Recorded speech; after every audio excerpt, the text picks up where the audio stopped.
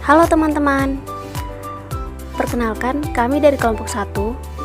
Kami akan menjelaskan materi tentang paradigma belajar. Yang pertama ada biografi Skinner. Bruce Frederick Skinner adalah seorang psikolog Amerika Serikat yang terkenal dari aliran behaviorisme. Ia lahir pada tanggal 20 Maret 1904 di Pennsylvania, Amerika. Ia meninggal pada tanggal 18 Agustus tahun 1990. Yang berikutnya ada teori kepribadian Skinner. Yang pertama ada asumsi dasar behavioristik. Jadi Skinner membuat 3 asumsi dasar. Yang pertama adalah perilaku itu terjadi menurut hukum tertentu. Yang kedua, perilaku dapat diramalkan. Dan yang ketiga adalah perilaku manusia dapat dikontrol. Yang kedua adalah struktur kepribadian behavioristik. Yang pertama ada tingkah laku dari responden. Ini merupakan respon yang dihasilkan untuk dapat menjawab sebuah stimulus yang menjadi hubungan dengan spontan, termasuk dalamnya respon refleks. Yang kedua ada tingkah laku operan. Merupakan sebuah respon yang dimunculkan sebuah organisme dengan tidak adanya stimulus yang secara langsung memaksa terjadinya suatu respon di dalam formulasi sistem tingkah laku. Yang ketiga, dinamika kepribadian behavioristik.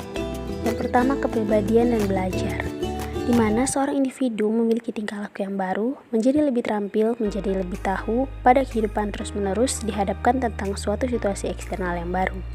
Yang berikutnya, generalisasi dan diskriminasi. Generalisasi stimulus merupakan sebuah proses timbulnya dari stimulus yang serupa dengan stimulus yang seharusnya dapat menimbulkan sebuah respon. Sedangkan diskriminasi stimulus sendiri merupakan sebuah kemampuan yang dapat membedakan suatu stimulus yang membuat stimulus menjadi tidak diberi respon. Yang ketiga, tingkah laku kontrol diri. Ini merupakan sebuah prinsip pendekatan di mana tingkah laku disebabkan dan juga dipengaruhi oleh suatu variabel eksternal. Tidak adanya suatu di dalam diri seseorang dalam bentuk kegiatan internal yang nantinya dapat mempengaruhi tingkah laku. Yang keempat, prinsip behavioristik. Yang pertama ada hasil belajar yang didapatkan siswa haruslah segera diberitahukan kepada siswa. Yang kedua, proses belajar juga harus mengikuti irama dari yang belajar. Yang ketiga, mata pelajaran dapat digunakan sistem modul. Yang keempat, di dalam proses pembelajaran lebih dipentingkan aktivitas sendiri. Yang kelima, di dalam proses pembelajaran tidak dapat digunakan hukuman. Dan yang terakhir, tingkah laku yang diinginkan pendidik diberi hadiah dan lain sebagainya. Sifat tingkah laku manusia. Yang pertama ada kebebasan, di mana kemanusiaan tidak akan sepenuhnya lepas dari kendali lingkungan yang ada, melainkan hanya terlepas dari pengendali tertentu. Yang kedua ada kemuliaan. Kemuliaan berhubungan dengan penghormatan dan juga pemeliharaan dari martabat manusia. Menurut Freud, penganut konsep tersebut yang menentang ilmu pengetahuan dan juga teknologi tingkah laku. Yang ketiga ada hukuman. Skinner juga tidak menyetujui adanya hukuman, karena hukuman berasal dari sesuatu konsep yang keliru mengenai tingkah laku dari manusia. Yang keempat ada alternatif dari hukuman. Skinner juga menyatakan alternatif dari hukuman itu sebenarnya tidak efektif. Selain sangat kaku, membiarkannya juga merupakan cara yang tidak efektif. Yang berikut, perilaku responden dan operan. Perilaku responden adalah perilaku tanpa sengaja. Agar perilaku responden terjadi, diperlukan stimulus yang terjadi pada organisme. Sedangkan perilaku operan adalah perilaku yang dipancarkan secara spontan yang berbeda dengan perilaku responden dalam pengkondisian yang muncul karena adanya stimulus tertentu. Pengkondisian operan adalah proses mempelajari perilaku tertentu yang menyebabkan tercapainya tujuan tertentu. Sebagian besar perilaku dalam kehidupan nyata terjadi seperti ini. Respon dipelajari karena beroperasi pada atau mempengaruhi lingkungan. Dinamakan sebagai pengkondisian operan. Selanjutnya penguatan. Penguatan adalah istilah dasar dalam pengondisian operan. Adapun beberapa aspek hukuman dari pengondisian operan, yaitu yang pertama, akuisisi. Ini adalah tahap awal pembelajaran di mana respons dibentuk pertama kali dan kemudian secara bertahap diperkuat. Yang kedua ada pembentukan. Pembentukan sendiri terjadi dari dua komponen, yaitu yang pertama penguatan diferensial, yang berarti sebagai respons diperkuat dan sebagian lainnya tidak. Yang kedua ada kedekatan suksesif, yakni fakta bahwa hanya respon-respon yang semakin sama dengan yang diinginkan oleh eksperimental lah yang akan diperkuat. Selanjutnya, extinction. Kepunahan bisa disengaja atau tidak disengaja dan terjadi karena perilaku yang tidak diinginkan diabaikan. Operan diskriminatif. Operan diskriminatif yang merupakan respon operan yang diberikan untuk situasi tetapi tidak untuk situasi lainnya. Penguatan sekunder. Setiap stimulus netral yang dipasang dengan penguatan utama, misalnya makanan atau air, akan memiliki properti tersendiri. Ini adalah prinsip penguatan sekunder. Perantai. Perantai adalah suatu respon dapat membawa organisme berhubungan dengan stimulus yang bertindak sebagai respon lainnya, yang pada gilirannya akan menyebabkan stimulus yang respon ketiga, dan seterusnya. Perilaku verbal. Skinner percaya bahwa perilaku verbal bahasa dapat dijelaskan dalam konten teori penguatan.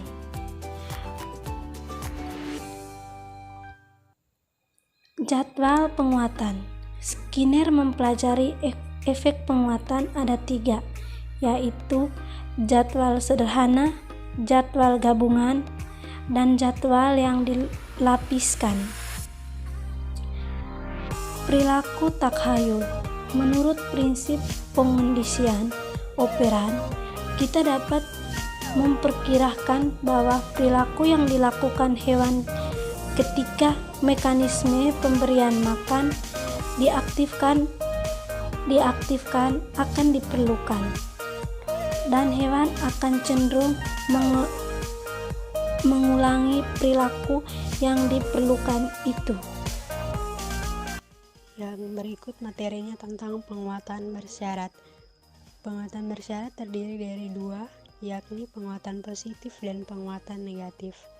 Penguatan positif terjadi ketika peristiwa atau stimulus yang diinginkan disajikan sebagai konsekuensi dari suatu perilaku dan kemungkinan bahwa perilaku ini akan terwujud dalam lingkungan yang serupa meningkat.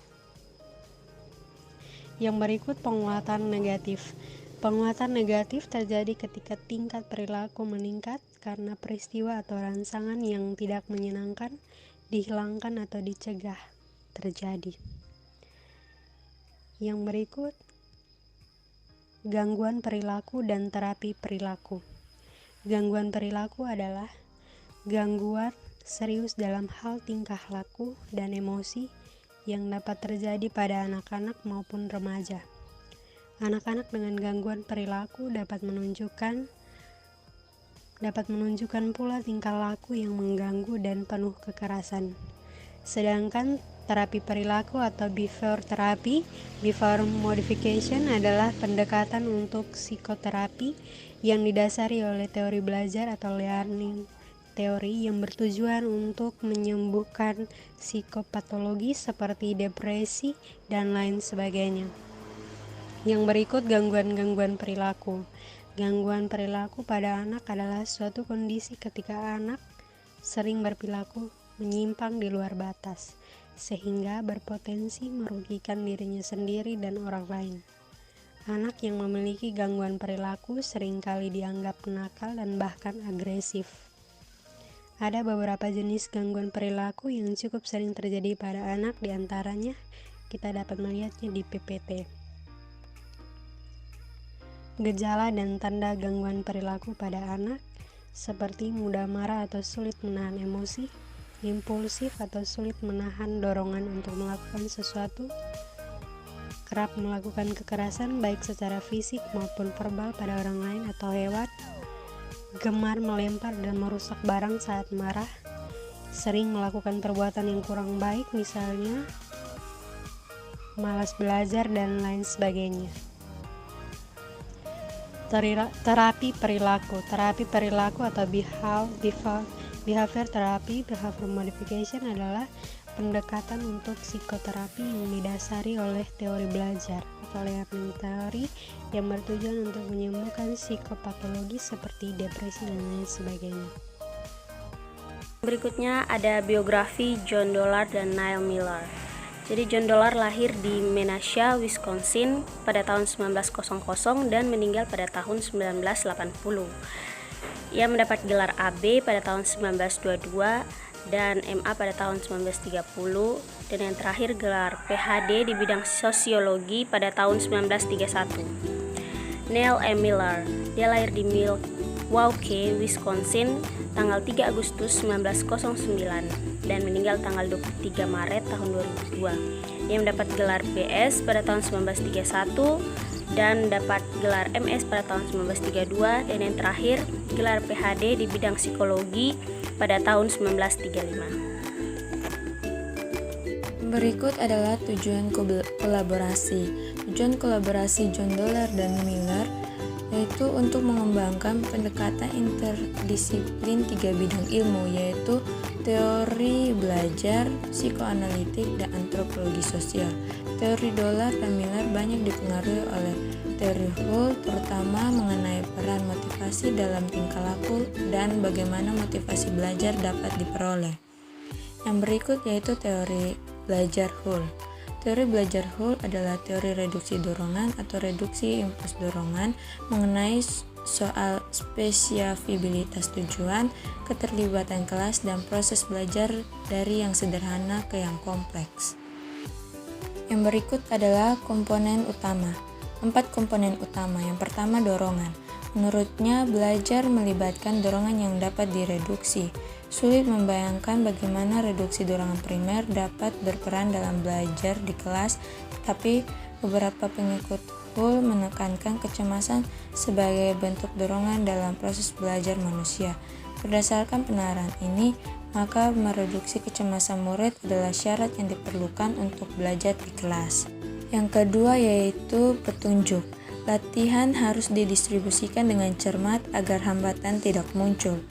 Yang berikut respon. Miller dan Dollard meringkaskan aplikasi teori Hull untuk pendidik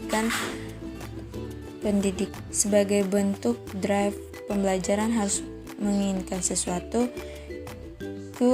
Pembelajaran harus memperhatikan sesuatu. Respon pembelajaran harus melakukan sesuatu. Reinforcement respon pembelajaran harus membuatnya mendapatkan sesuatu yang diinginkannya. Yang terakhir yaitu stimulus.